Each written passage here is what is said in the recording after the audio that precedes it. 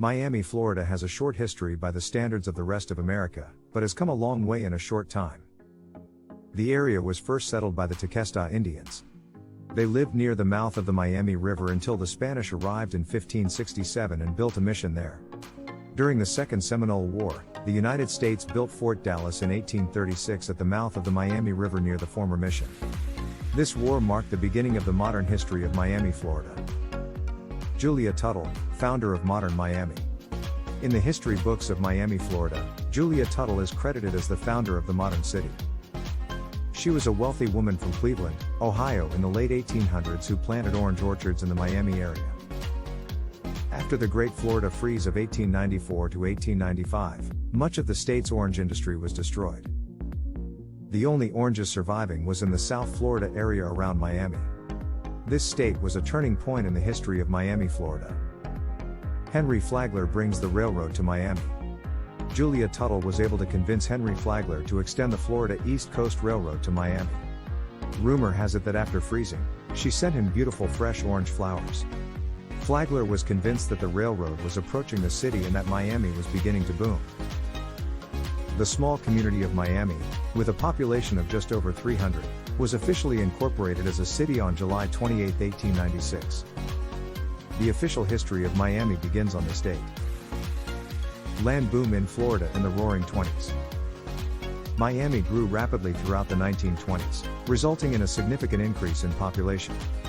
This was the land boom era in Florida, and places like Coral Gables, Hialeah, Miami Springs, Miami Beach, and Opa-locka became known across America. People got rich flipping through real estate. Every day they bought building lots before noon and sold them before dark for a huge profit. The history of getting rich quickly has become an important part of Miami's history. Great hurricanes of 1926 and 1928. Hurricanes are also part of Miami's history. The Miami Hurricanes of 1926, the Hurricanes of 1928, and the Great Depression disrupted the Florida boom. To this day, Miami has a history of hurricanes and subsequent accidents. Miami's role in World War II. Miami was devastated economically and took a long time to recover. By the early 1940s, Miami was returning home. The city grew, especially in Miami Beach, with many new hotels being built. The Second World War hastened the revival of the region. The history of Miami still echoes the actions that took place here during the war. Almost every hotel room in Miami and Miami Beach has become a barracks for the military, who were preparing for war. The city was also well positioned to participate in the search and destruction of German submarines operating off the coast of South Florida in the Gulf Stream.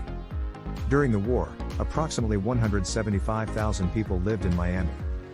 These people changed the history of Miami forever. Pan Am Terminal in Miami. After the war, many military personnel returned to work and lived in Miami. Miami has become a thriving city again. It was Eastern Airlines headquarters and Pan American Airlines headquarters. Fidel Castro takes over Cuba. To understand Miami's history, you must learn a little about modern-day Cuba, its neighbor 90 miles to the south.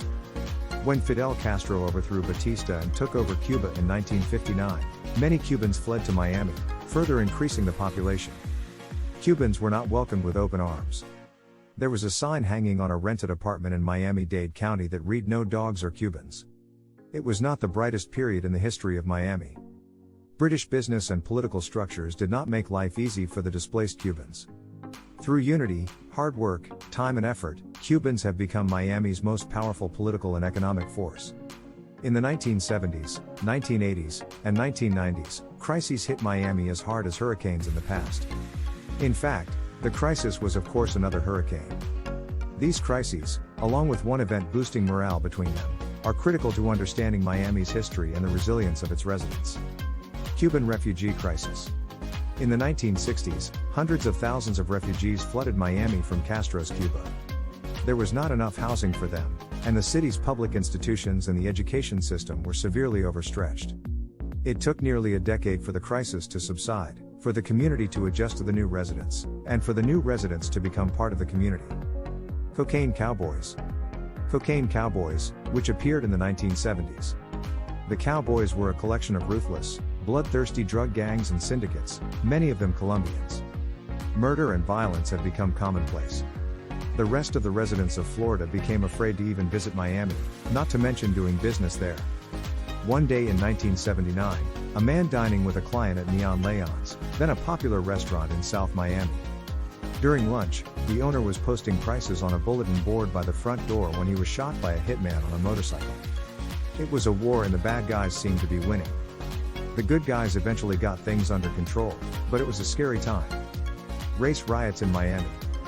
Race riots in Miami in the early 1980s were sparked by the Arthur McDuffie case.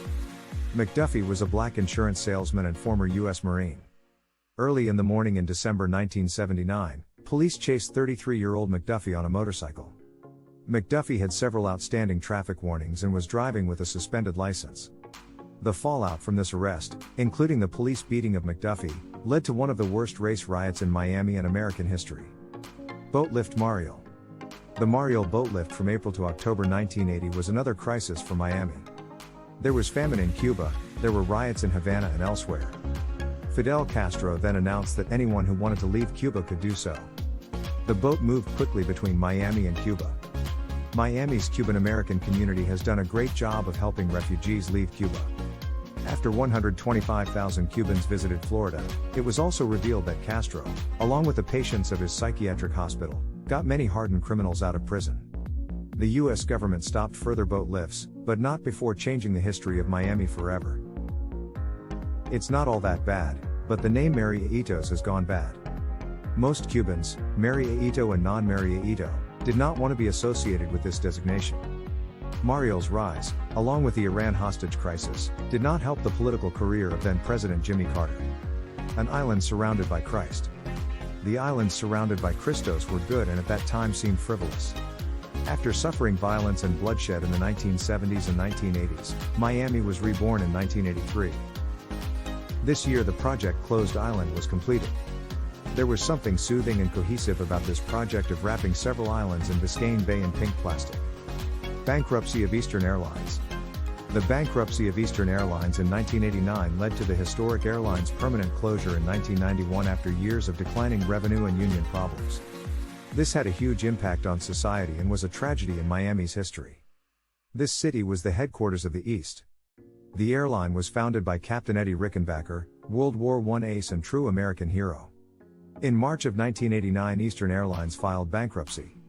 When the airline went bankrupt on January 18, 1991 due to debt, it ran out of money to operate.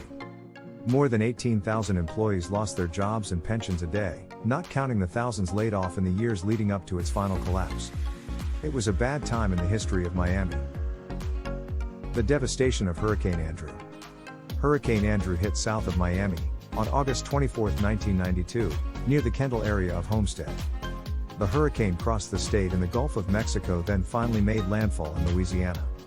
Andrew caused $26.5 billion, $40 billion in 2009 dollars, in damage, much of it in South Florida. More than 250,000 people were left homeless. 82,000 businesses destroyed. Hundreds of thousands of people did not have access to electricity and water, and some of their houses still exist. It took years to repair the damage. More than 100,000 people left the area with insurance checks and moved south to Broward County. The demographics of southern Miami-Dade County have changed dramatically. Andrew also had a major impact on the environment. 33% of the coral reefs of Biscayne National Park and 90% of the local pine forests, mangroves and tropical hardwood hammocks of South Dade were damaged. The hurricane also dumped 30-year-old garbage everywhere from a landfill in South Florida. Elian Gonzalez case. The Elian Gonzalez incident in 2000 inspired Cuban Americans in Miami, as did many other anti-Castro and anti-communist groups in society and in the United States. In November 1999, Elian, his mother, and 12 others left Cuba in a small boat whose engine failed. Eliana's mother and 10 other people died at the crossroads. Elian and the other 2 survivors swam in the sea and cells until they were rescued by 2 fishermen. Attorney General Janet Leno decided to return Elian to his father in Cuba. Federal agents broke into the homes of Elian's relatives and detained him before sending him back to Cuba. It was a PR triumph for Castro. Miami's homeless population. Another crisis that followed in the 1980s and 1990s was that large communities of the homeless camped in makeshift shelters under various downtown interstate bridges and under the Julia Tuttle and MacArthur Road. The beauty of the people of Miami and the strength of Miami is that they not only weathered these crises, they resolved them and became stronger because of it. For more interesting videos and cool facts about states and territories all over the United States of America, smash the like button and the bell icon, that way you will never miss intriguing new content. Also, if you enjoy US City Facts, please subscribe to our channel as this helps us grow and provide relevant content for you to enjoy.